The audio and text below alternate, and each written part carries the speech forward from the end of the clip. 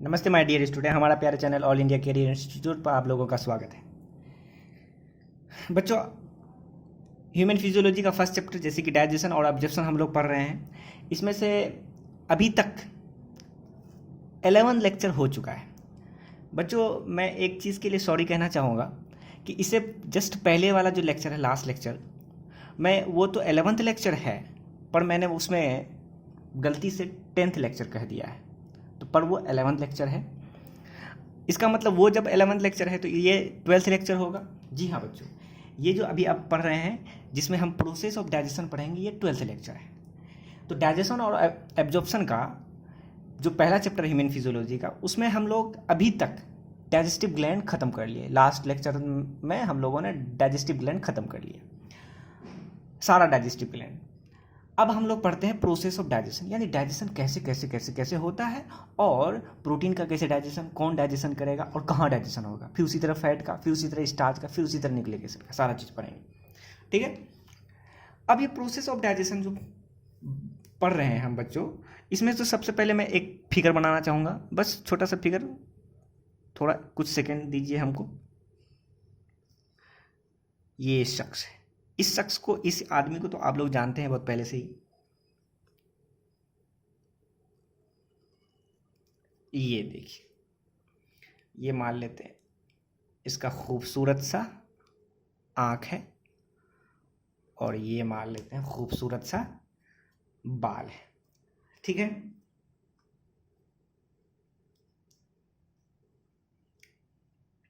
Clear. और ये आ गया आपका ये स्टमक नहीं बच्चों, ये ओसोफेगस, और फिर ये ओसोफेगस होते हुए आगे चल के ये स्टमक आएगा,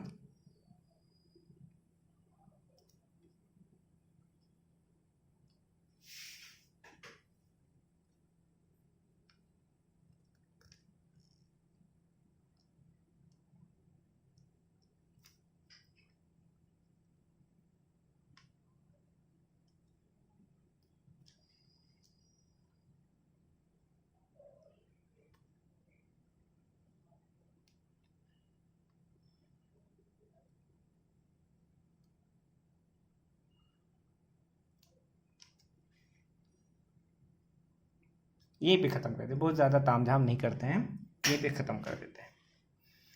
अब यहाँ पे देखिए बच्चों, सबसे पहले हम क्या करते हैं, हम फूड को खाते हैं।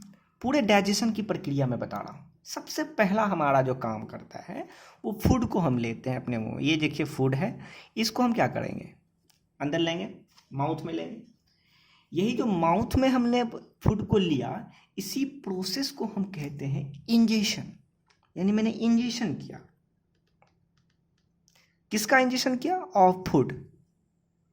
फूड का इंजेशन हुआ, यहाँ पे फूड का इंजेशन हो रहा है बच्चों। ठीक है। अब ये फूड जैसे ही इंजेशन हो गया तो हम क्या करेंगे, अपने टंग के मदद से घुमाएंगे और फिर अपने टीथ के मदद से उसको चबाएंगे, यानी मैस्टिकेशन प्रोसेस होगा। और मैस्टिकेशन प्रोसेस होकर यहाँ पे सारा फूड एक ग्लोब्यूल यानी गोला गोला आकार का बन जाएगा यहाँ पे। ठीक है। इस गोलेदार फूड को ही हम जानते हैं, क्या बोलते हैं, बोलस। क्या बोलते हैं बच्चों? बोलस। ब्लैक पेन से लिख देता हूं, ये बोलस है। बोलस बन गया आपके बगल कैविटी में, अपने फूड को आपने बोलस बना दिया। ठीक है। यानी ये जो बोलस है, इसमें तो अब सलीवा मिल गया, क्योंकि चबाने के बाद उसमें तो लार मिल जाता है, यानी सलीवा मिल जाता है। यानी यहाँ पे फूड है, कहाँ पे है? इन माउथ में है। ओह, MOUTH, माउथ में है। किसके साथ है? सलीवा भी है उसके साथ। ठीक है। इसी वजह से तो बोलस बन बन के है। ठीक है। अब ये सारे बोलस को हम क्या करेंगे, बारी बारी से निगलेंगे। यानी ये जो इसी निगलने की प्रोसेस को हम डीग्लूटेशन करते हैं। यानी इंजेशन के जस्ट बाद हमने क्या किया बच्चों, मैं फिर से ब्लू पेन से लिख देता हूं, डीग्लूटेशन किया। डीग्लूटेशन मतलब डिग्लूटिशन मतलब निगलना, निगला, ठीक है।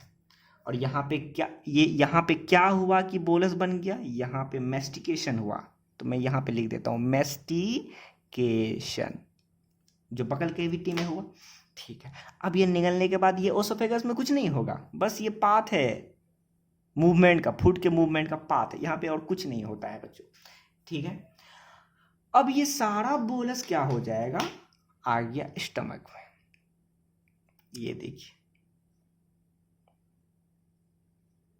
स्टमक में आ गया, ठीक है।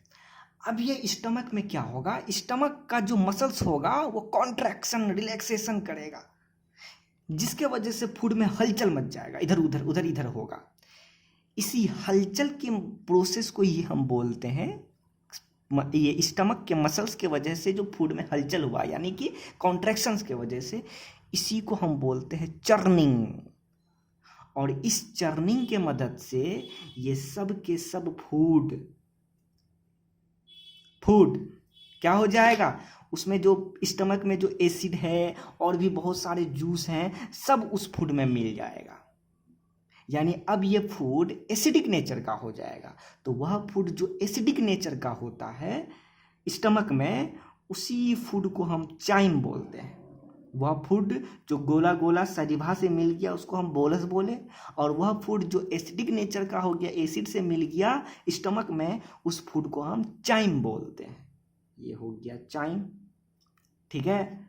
यानी चाइम मतलब acidic food, acidic food in कहाँ, स्टमक में।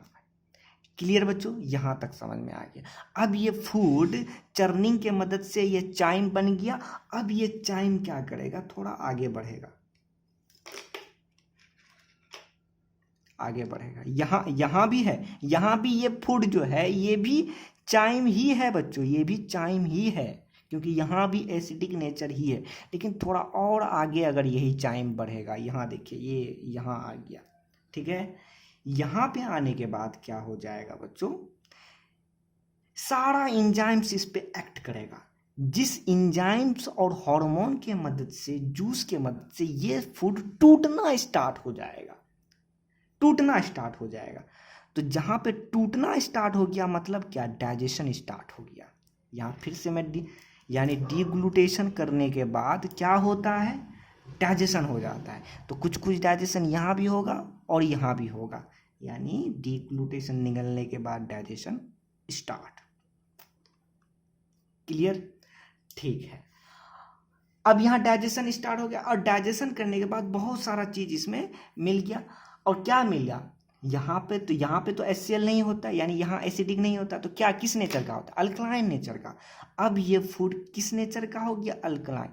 और वह फूड जो अल्कलाइन नेचर का हो, वह फूड जो अल्कलाइन नेचर का हो, वह फूड को ही हम बोलते हैं चाइल्ड। बहुत इंपॉर्टेंट सब बात बता रहे हैं बच्चों।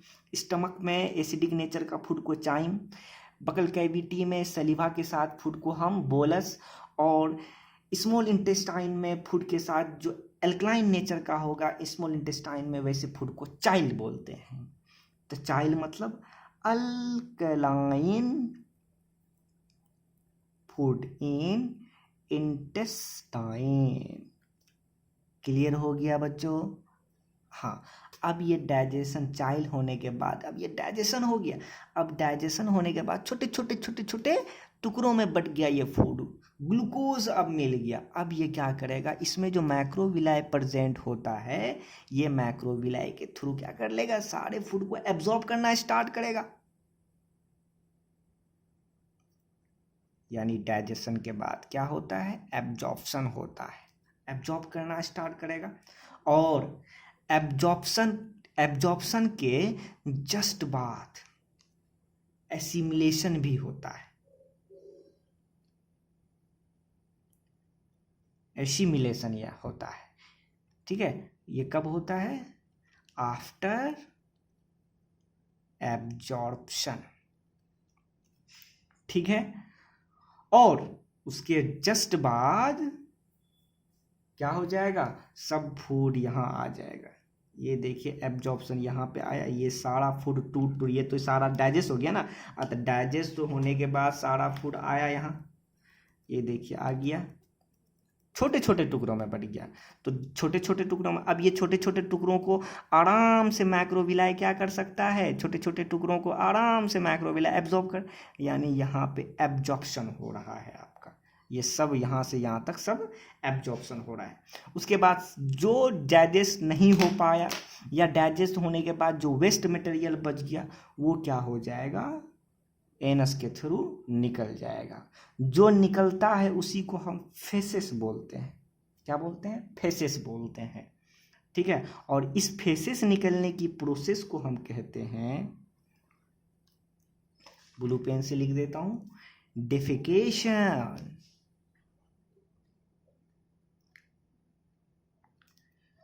उम्मीद करते हैं बच्चों प्रोसेस ऑफ डाइजेशन की पूरी कहानी को अच्छे से आप ये डायग्रामेटिकली समझ गए होंगे। बहुत अच्छा से मैंने इस चीज़ को बताया है, बहुत अच्छा से, ठीक है। अब हम लोग बारी बारी से यहाँ आते हैं कि सर फूड में तो हम प्रोटीन भी लेते हैं, फैट भी लेते हैं, कार्बोहाइड्रेट भी लेते हैं, न्यूक्लिक एसिड भी लेते हैं। क्या सबका डाइजेशन एक ही जैसे होता है? क्या सबका डाइजेशन एक ही जगह होता है? नहीं बच्चों, सबका पोजीशन अलग है डाइजेशन होने का, और सबको डाइजेस्ट करने वाला एंजाइम भी अलग होता है, और सब अलग अलग तरह से डाइजेस्ट होता है। तो सबसे पहले जो इम्पोर्टेंट फूड है वो है प्रोटीन। प्रोटीन का डाइजेशन कहाँ और कैसे और कौन करता है वो मैं बताना चाहता हूं, ठीक है। तो हेडिंग डालिए बच्चों,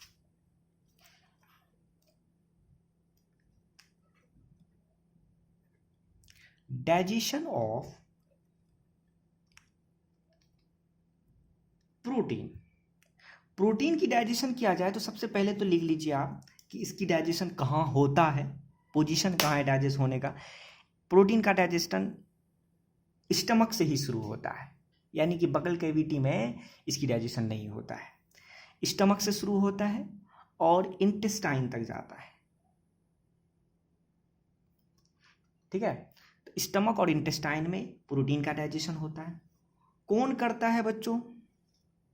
gastric juice, pancreatic juice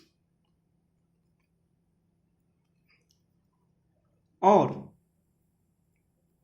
intestinal juice, ये सब प्रोटीन के डाइजेशन में हेल्प करता है।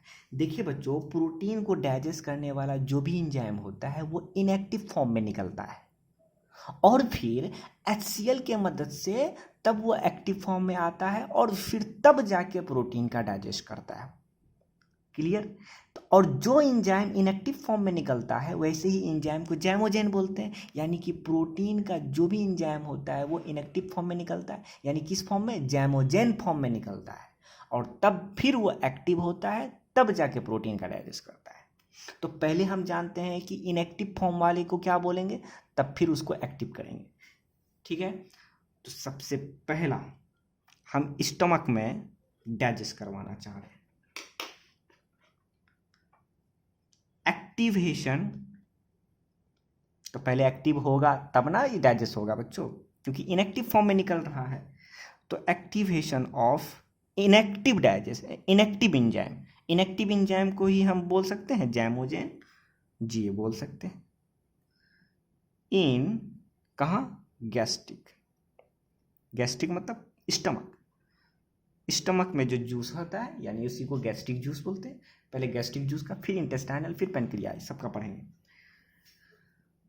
तो गैस्ट्रिक जूस में जैमोजेन का एक्टिवेशन, तो कौन कौन जैमोजेन होता है? तो सबसे पहला जैमोजेन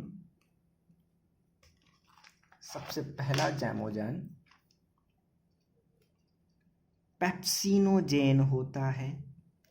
pepsinogen inactive form of enzyme है जो प्रोटीन को डाइजेस्ट करता है। तो यानी ये तो इनएक्टिव है, इसके अंदर किसी भी तरह का टेंडेंसी नहीं है कि ये प्रोटीन को डाइजेस्ट कर सके। तो क्या करेगा ये, तो चूंकि ये इनएक्टिव है, ये तो जैमोजेन है, तो पहले इसको एक्टिव होना पड़ेगा। एक्टिव होने के लिए आपके स्टमक में HCl है जिसका pH 1.8 होता है। इसके मदद से ये पेप्सिनोजेन एक्टिव हो जाएगा। और जैसे ही एक्टिव हो जाएगा, अब इसका नाम पेप्सिनोजेन नहीं, अब इसी पेप्सिनोजेन का नाम पेप्सिन हो जाएगा। तो पेप्सिनोजेन इज ए जैमोजेन, पर पेप्सिन इज ए इंजाइम। ये इनएक्टिव है, ये एक्टिव है। एक्टिव कैसे हुआ समझ गए बच्चों? अब ये जैसे ही एक्टिव हो गया, अब ये क्या करेगा, आराम से प्रोटीन को डाइजेस्ट करेगा। तो प्रोटीन जो होता है ना बच्चों, वो पॉलीमर होता है। अब पॉलीमर है तो इसका पॉलीमर मतलब क्या, बहुत सारा छोटे छोटे चीज़ों से मिल मिल के बना है। तो छोटा, इस एक यूनिट को हम अमीनो एसिड, यानी ऐसा ऐसा ढेर सारा अमीनो एसिड से मिल के बना है। और दो अमीनो एसिड को जोड़ने वाला कोई ना कोई बॉन्ड होगा तब ना। तो अब बताइए, अगर इसको डाइजेस्ट करना हो तो बॉन्ड को तोड़ना होगा, तब तो ये दोनों डाइजेस्ट होगा, तब ना ये अलग होगा, ब्रेक डाउन होगा। यानी पेप्सिन का काम डायरेक्ट क्या होता है, दो अमीनो एसिड के बीच में जो बॉन्ड है उसी को तोड़ दे। जैसे ही वो टूटा कि बस प्रोटीन डाइजेस्ट शुरू। ठीक है, अमीनो एसिड बदल गया। तो पेप्सिन का काम होता है इसके बॉन्ड को तोड़ना। और प्रोटीन में जो बॉन्ड होता है, यानी अमीनो एसिड के बीच जो बॉन्ड होता है, वैसे ही बॉन्ड को हम पेप्टाइड बॉन्ड बोलते हैं। तो पेप्सिन का काम क्या है, ब्रेक डाउन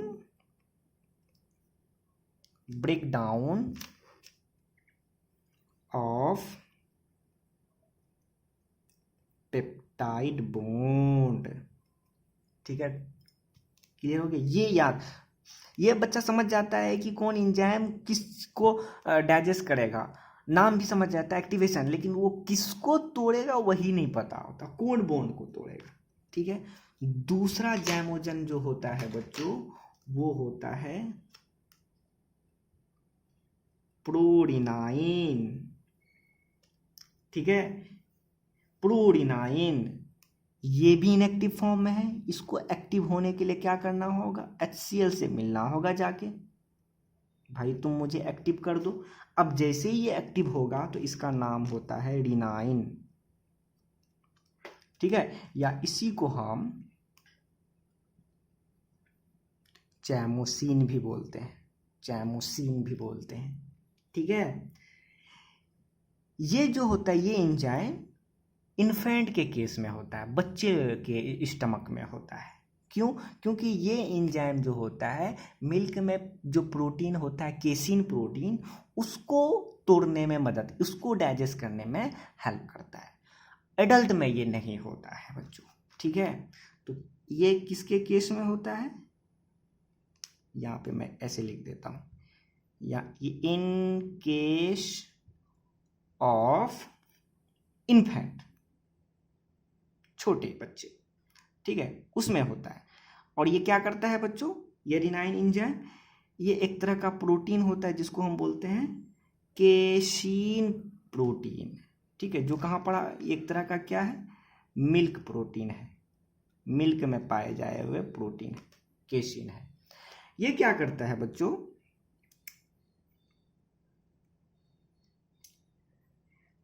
ये रिनाइन इस पे जैसे ही क्या किया, एक्ट किया, तो अब ये केसिन यानी मिल्क प्रोटीन तुरंत जो है चेंज हो जाता है पारा केसिन में।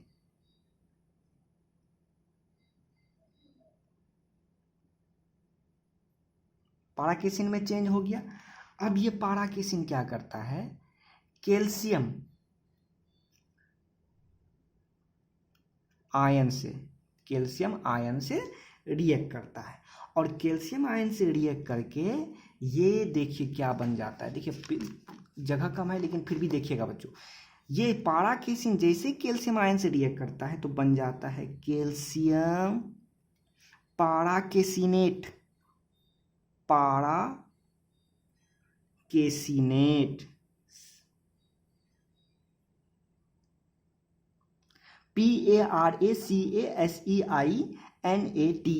पाराकेसिनेट।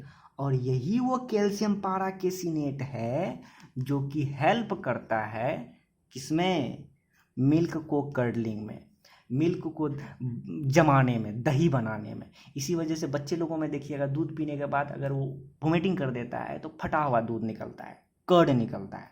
तो ये क्या हो गया, वो ये एडिनाइन के हेल्प से केसिन प्रोटीन को पाराकेसिन में और पाराकेसिन कैल्शियम आयन से रिएक्ट करके कैल्शियम पाराकेसिनेट में बदल गया।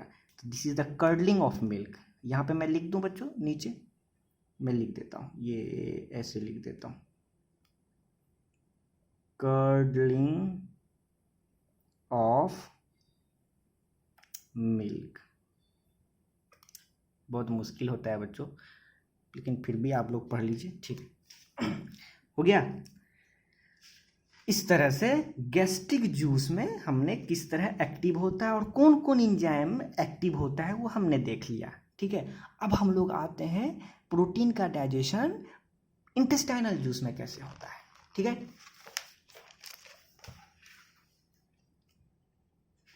तो लिखिए, दूसरा नंबर लिखिए, बी नंबर, एक्टिवेशन। क्योंकि प्रोटीन का डाइजेस्ट जो भी एंजाइम होता है वो तो इनएक्टिव फॉर्म में निकलता है ना, उसको एक्टिव पहले करना होगा। एक्टिवेशन ऑफ इनएक्टिव एंजाइम मतलब जैमोजेन इन पेनक्रिएटिक, पढ़ लीजिए पहले तब, पेनक्रिएटिक जूस। पेनक्रिएटिक जूस में जो भी जैमोजेन होता है उसको एक्टिव करना है। इसके बाद पढ़ेंगे इंटेस्टाइनल, चूंकि ये थोड़ा छोटा है इसी वजह से। तो सबसे देखिए बच्चों, जैमोजेन जो होता है पेनक्रिएटिक जूस में वो होता है ट्रैप्सिनोजेन, ठीक है। अब ये ट्रैप्सिनोजेन जो कि प्रोटीन को डाइजेस्ट करने में हेल्प करता है, पर ये तो है इनएक्टिव। अब इसको एक्टिव करना है। इसको एक्टिव करने के लिए बच्चों एक खास तरह का हार्मोन होता है या एंजाइम जो भी बोलिए, उसको हम बोलते हैं इंटेरोकाइनेस। इसका जन्म ही इसको एक्टिव करने के लिए होता है, अदरवाइज इंटेरोकाइनेस का कोई और काम है ही नहीं आपके बॉडी में। बस इसका जन्म इस ट्रैप्सिनोजेन को एक्टिव करने में होता है, और ये जैसे ही एक्टिव होता है तो ट्रैप्सिनोजेन से ट्रैप्सिन में बदल जाता है, जो कि डाइजेशन में हेल्प करता है। किसके डाइजेशन में? प्रोटीन के, ठीक है।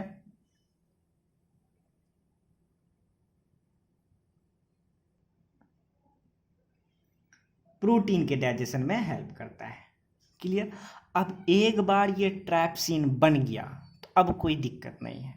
अब दूसरा जैमोजेन जो होता है पेनक्रिएटिक जूस में, वो होता है बच्चों चाइमो ट्रैप्सिनोजेन। ये भी तो इनएक्टिव है, इसको भी एक्टिव होना है। तो इसको जो एक्टिव होने के लिए क्या होता है, ये ट्रैप्सिनोजेन जो बना है यही काफ़ी है बस। यानी अभी बोला ना, एक बार ट्रैप्सिन बन गया तो अब कोई दिक्कत नहीं। अब ये इसी के मदद से क्या करेगा, ये चाइमोट्रैप्सिनोजेन एक्टिव हो जाएगा। और ये जैसे ही एक्टिव होता है तो एक्टिव होने के बाद इसका नाम हो जाता है चाइमोट्रैप्सिन, ठीक है। ये हेल्प करता है बच्चों कर्डलिंग में। अब आता है कि बड़े लोग जो दूध पीते हैं उसका फिर कैसे दूध पचता है, तो बस इसी की वजह से, ठीक है। क्योंकि बड़े में एडल्ट में तो एडिनाइन होता नहीं है, इसी वजह से इसके वजह से पचता है, लेकिन 100% ये नहीं पचा पाता है, ठीक है। दूसरा पेनक्रिएटिक जूस में एक और जैमोजेन होता है जिसका नाम है प्रो कार्बोक्सी पेप्टाइडेज, ठीक है। ये भी इनएक्टिव है, इसको भी एक्टिव होना है। तो इसको एक्टिव होने के लिए भी ये ट्रैप्सिनोजेन ही आएगा। ये ट्रैप्सिनोजेन बोल, सॉरी बच्चों, ट्रैप्सिन आएगा। ये ट्रैप्सिन के मदद से pro carboxy peptidase carboxy peptidase में बदल जाएगा। कार्बोक्सी पेप्टाइडेज ये एक्टिव हो गया। अब ये आराम से प्रोटीन का डाइजेशन कर सकता है, क्लियर बच्चों। तो ये था पेनक्रिएटिक जूस में कुछ जैमोजेन जो कि एक्टिव हुआ और डाइजेस्ट करता है, ठीक है। तीसरा इंटेस्टाइनल जूस में, इंटेस्टाइनल जूस, या इसी को सकस इंट्राइकस भी बोलते हैं, ये भी तो जानते हैं, मैंने पिछले लेक्चर में बताया है, सकस इंट्राइकस। ठीक है, यहाँ से इस इंटेस्टाइनल जूस से एक तरह का एंजाइम रिलीज होता है, जिस एंजाइम को हम बोलते हैं इंटेरोकाइनेस। ठीक है, ये अभी बना है ये वाला, ये कहाँ से रिलीज होता है, यहीं से, इंटेस्टाइनल जूस से। पर ये सिर्फ और सिर्फ ट्राइप्सिनोजेन को ट्राइप्सिन में बदलने में हेल्प करता है, ये किसी भी तरह का प्रोटीन को डाइजेस्ट करने में हेल्प नहीं करता है। तो इसलिए मैं लिख देता हूं नॉन प्रोटीन डाइजेस्टिव एंजाइम। ठीक, एंजाइम्स नहीं, एंजाइम। ठीक है, तो फिर दूसरा एक एंजाइम होता है जिसको हम बोलते हैं इरप्सिन। ठीक है, ये इरप्सिन जो होता है बच्चों, ये group of protein digestive enzyme है जो कि इंटेस्टाइनल जूस में पाया जाता है। यानी इसमें बहुत सारा और भी एंजाइम्स होते हैं, इरप्सिन तो एक ग्रुप को बोलते हैं, इसलिए मैं लिखना चाहता हूं this is group of protein digestive enzymes in कहाँ, इन इंटेस्टाइनल जूस, जो इंटेस्टाइनल जूस में प्रेजेंट होता है। ठीक है, तो ग्रुप होता है तो इसका मतलब जैसे कौन कौन होता है इसके अंदर, ग्रुप है तो इसका मतलब और भी एंजाइम्स होता होगा। तो मैं आपको दो एंजाइम्स के बारे में बताऊंगा, एक को बोलते हैं अमाइनो पेप्टाइडेज और दूसरा को बोलते हैं डाई पेप्टाइडेज, जो इरेप्सिन, दोनों को मिला के इरेप्सिन ही बोलते हैं। ठीक है, ये दोनों क्या करता है, डाइजेस्ट करता है प्रोटीन को, डाइजेशन ऑफ प्रोटीन, प्रोटीन के डाइजेशन में हेल्प करता है। ठीक है बच्चों, ये हो गया आपका कौन कौन एंजाइम होता है वो हमने बताया, और कहाँ कहाँ होता है कौन एंजाइम वो भी बताया, और इनएक्टिव फॉर्म में कौन होता है और एक्टिव फॉर्म में कौन होता है, और कौन एक्टिव करता है ये भी हमने बताया। अब हम लोग इस सारे एंजाइम्स के मदद से हम डाइजेस्ट करें प्रोटीन का, तो अब लिखते हैं हम डाइजेशन ऑफ प्रोटीन। अब हम प्रोटीन को क्या करते हैं, डाइजेस्ट करते हैं, डाइजेशन करते हैं। अब खेल शुरू। सबसे पहले प्रोटीन के बारे में मैं आपको बताना चाहूँगा। प्रोटीन जो होता है ना बच्चों, वो पॉलीमर है, अभी अभी बताया था मैंने, पॉलीमर है। किसका पॉलीमर है, अमीनो एसिड का। अब ये पॉलीमर क्या होता है, कुछ बच्चे पूछेंगे। ठीक है, अमीनो एसिड का पॉलीमर, देखिए पॉलीमर मतलब होता है जो बहुत सारे छोटे छोटे चीज़ से मिलकर बनता हो, उसी को पॉलीमर बोलते हैं। जैसे मैं आपको बताना चाहूँगा, माला, फूल गोद गोद के मार लेते हैं, बहुत छोटे छोटे फूल को हमने गोद गोद के हमने क्या किया, एक माला तैयार किया। तो फूल के माला को हम बोलेंगे पॉलीमर, और जो फूल जिससे वो माला बना, तो किससे, फूल से बना, अब फूल को बोल देंगे हम अमीनो एसिड। उसी तरह amino acid is a phool, ah protein is a mala. इसी वजह से क्या कहते हैं, अमीनो एसिड का माला होता है कौन, प्रोटीन। इसीलिए मैंने बोला माला ऑफ अमीनो एसिड, यानी polymer of amino acid. Clear. जैसे ये मान लेते हैं एक अमीनो एसिड, ये दूसरा अमीनो एसिड, तीसरा अमीनो एसिड, चौथा अमीनो एसिड, पांचवा, इस तरह से ढेर सारा अमीनो एसिड मिलेगा, तब जाके प्रोटीन बनता है, तब जाके प्रोटीन। दो अमीनो एसिड को जोड़ने वाला जो बॉन्ड होता है, उसी बॉन्ड को बोलते हैं पेप्टाइड बॉन्ड। यानी अमीनो एसिड के बीच बीच में जो बॉन्ड होता है उसको हम बोलेंगे पेप्टाइड बॉन्ड्स। इसका मतलब प्रोटीन को डाइजेस्ट करना है तो बॉन्ड को ही तोड़ दो, है ना, और जैसे ही टूटेगा सब अलग अलग हो जाएगा, ब्रेक डाउन हो जाएगा। तो मेन हमको यही करना है। ठीक है, तो हम अब क्या करते हैं देखिए, तो अब ये प्रोटीन को डाइजेस्ट करना है, तो प्रोटीन को डाइजेस्ट करने के लिए सबसे पहला आएगा गैस्ट्रिक जूस, क्योंकि हमने तो क्या कहते हैं उसके बारे में तो बता ही दिया है ना बच्चों, जो आपका क्या गैस्ट्रिक जूस में जो आता है सबसे पहले गैस्ट्रिक जूस, उसके बाद तब जाके पेनक्रिएटिक जूस, इंटेस्टाइनल जूस में भी कैसे डाइजेस्ट होता है वो भी बताऊंगा। तो सबसे पहला गैस्ट्रिक जूस है, गैस्ट्रिक जूस। तो गैस्ट्रिक जूस में क्या होता है, कौन सा एंजाइम होता है बच्चों, मैंने अभी बताया, कौन सा एंजाइम, पेप्सिन, क्योंकि रिनाइन तो वो बच्चों में होता है, पेप्सिन होता है। अब ये पेप्सिन यहां से रिलीज होगा, अब पेप्सिन क्यों हम बोले, पेप्सिनोजेन होता है, पेप्सिनोजेन इनएक्टिव, अब पेप्सिन एक्टिव, पेप्सिन हमने बना लिया है ना। अब ये पेप्सिन के मदद से क्या करेगा, इस प्रोटीन को डाइजेस्ट करेगा। अब जैसे ही ये प्रोटीन डाइजेस्ट हुआ, ये पेप्सिन के मदद से प्रोटीन डाइजेस्ट हुआ, डाइजेस्ट जैसे हुआ तो अब यहाँ पे प्रोटीन क्या हो गया, डाइजेस्ट होके ब्रेक डाउन होके, कुछ कुछ प्रोटीन तो डाइजेस्ट नहीं हुआ, प्रोटीन के प्रोटीन ही मिला, लेकिन कुछ कुछ प्रोटीन टूट के पेप्टोन्स में बदल गया, पेप्टोन्स, और पेप्टोन के साथ साथ प्रोटियोसिस बदल गया। यह प्रोटीन का छोटा छोटा फॉर्म है। तो प्रोटीन, जब प्रोटीन को डाइजेस्ट किया हमने पेप्सिन के मदद से, तो पेप्सिन के मदद से ये कुछ कुछ प्रोटीन प्रोटीन में ही रह गया, लेकिन कुछ प्रोटीन पेप्टोन्स और प्रोटियोसिस में बदल गया। अब आगे ये सारे क्या होगा, जो प्रोटीन के प्रोटीन में ही रह गया, अब आगे जाएगा तो आगे मुलाकात होगी इसको पेनक्रिएटिक जूस से।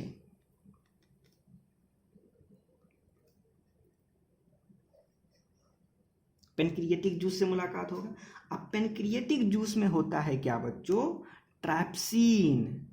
तो ट्रैप्सिन क्या करेगा, इस जो कि प्रोटीन के प्रोटीन में ही रह गया है, इस प्रोटीन को ट्रैप्सिन के मदद से, ये देखिए ट्रैप्सिन के मदद से इस प्रोटीन को फर्दर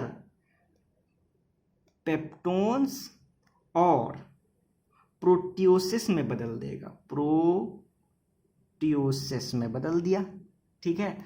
और जो पेप्टोन्स और प्रोटियोसिस पहले से था, अब इस दोनों को भी क्या करेगा, ये इंटेस्टाइनल जूस में एक खास प्रकार का और एक एंजाइम होता है जिसको हम बोलते हैं carboxy peptides, peptidase, oh sorry बच्चों, पेप्टाइडेज, ठीक है। अब ये कार्बोक्सी पेप्टाइडेज के मदद से पेप्टोन्स और प्रोटियोसिस को क्या करेगा, पेप्टोन्स को बदल देगा, किसमें, ब्लू पेन से बनाता हूं, पेप्टोन्स को बदल देगा डाइपेप्टाइड्स में, डाइपेप्टाइड्स में बदल दिया, और जो प्रोटियोसिस है इसको बदल देगा अमीनो एसिड में, सबसे छोटा फॉर्म अमीनो एसिड, और ये अमीनो एसिड क्या हो जाएगा, एब्जॉर्ब हो जाएगा। अब बच गया आपका क्या क्या, पेप्टोन और प्रोटियोसिस और दूसरा डाइपेप्टाइड, ये तीन तरह का छोटा छोटा बच गया। अब ये तीनों आगे जाएगा और फिर इसको मुलाकात होगा इंटेस्टाइनल जूस से, और फिर इस तीनों को, यानी आपके पास क्या क्या बच गया बच्चों, पेप्टोन, प्रोटियोसिस और डाइपेप्टाइड, क्योंकि अमीनो एसिड तो एब्जॉर्ब हो गया। चलिए आगे मैं आपको बता दूं फट से। तो देखिए, तो बचा क्या क्या आपके पास, पेप्टोन्स बचा, दूसरा प्रोटियोसिस बचा, उसके बाद और एक डाइपेप्टाइड्स बचा। अब इसको क्या करेगा, इन सब को इंटेस्टाइनल जूस के मदद से, इंटेस्टाइनल जूस, यहां पे तो एक खास प्रकार का एंजाइम्स होता है, तो इसमें पेप्टोन्स और प्रोटियोसिस, बस इस दोनों को, डाइपेप्टाइड्स को नहीं, इस दोनों को क्या करेगा, ये सब तीनों आया है लेकिन तीनों को नहीं डाइजेस्ट करेगा, सिर्फ और सिर्फ किसको करेगा, पेप्टोन्स और प्रोटियोसिस को, इसको डाइजेस्ट करेगा। इंटेस्टाइनल जूस में एक तरह का एंजाइम है, कौन एंजाइम बच्चों, अमीनो, अभी बताया था ना, अमीनो पेप्टाइडेज 7.8 पे काम करता है ये एंजाइम। ये अमीनो पेप्टाइडेज इस पेप्टोन और प्रोटियोसिस को फर्दर बदल देगा, किसमें, डाई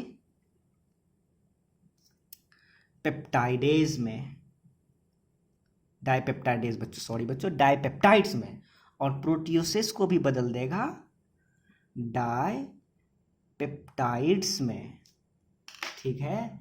इसलिए अब ये डाइपेप्टाइड्स के बदल दिया, यानी पेप्टोन्स को भी डाइपेप्टाइड, प्रोटियोसिस को भी डाइपेप्टाइड, और जो डाइपेप्टाइड पहले से था वो भी डाइपेप्टाइड्स, तो कुल मिला के अब आपको डाइपेप्टाइड, अब ये डाइपेप्टाइडेज को भी क्या करेगा, फर्दर डाइजेस्ट करेगा, फर्दर डाइजेस्ट करेगा। कौन करेगा, तो इंटेस्टाइनल जूस में ही एक खास प्रकार का एंजाइम और होता है, उस एंजाइम को हम बोलते हैं डाइपेप्टाइडेज, अभी बताया था डाइपेप्टाइडेज, DIPEPTAIDASE,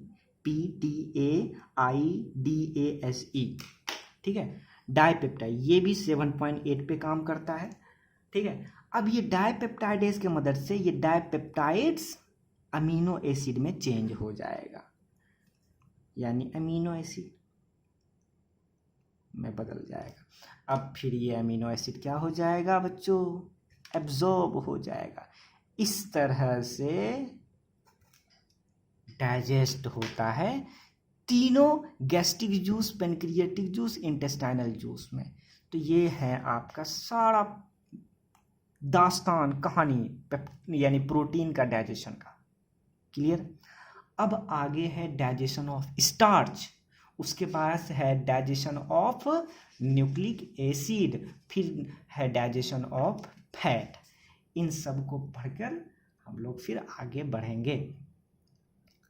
तो थैंक यू सो मच बच्चों, यहीं तक रहने दीजिए, बेजोड़ तरीके से पढ़िए और फिर अच्छे से अच्छे मार्क्स को ऑब्टेन कीजिए। पर लाइक ज़रूर किया कीजिए, कमेंट तो ज़रूर करके बताया कीजिए कि कैसा लगा। तो थैंक यू सो मच।